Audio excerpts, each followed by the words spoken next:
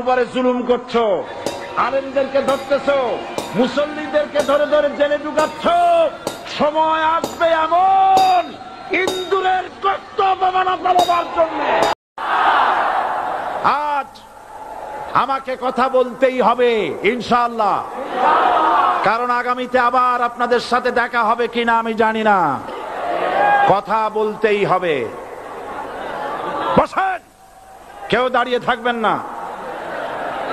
আমি দেখতে পাচ্ছি বাংলাদেশের ভাগ্য আকাশে উত্তর গগনে কালো মেঘ জমা হয়েছে, ঝড়ের পূর্বাভাস লক্ষ্য করছি।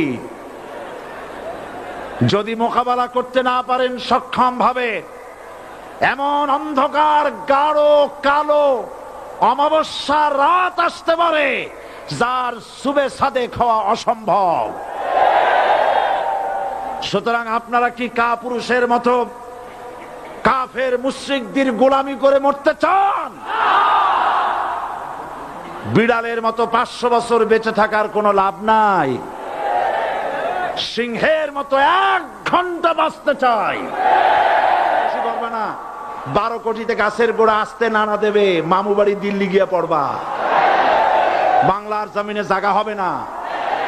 বাংলাদেশে কোরআনের রাজ কায়েম হবে ইনশাআল্লাহ। যারা বিরোধিতা করছো, 5 পাতা 6 পাতা পত্রিকা একটা বাইর করিয়া সমান ইসলামের গায়ে দিতেছো, তোমাদের নাকের টগার উপরে কালেমার পতাকা পথ পথ করে উঠবে ইনশাআল্লাহ।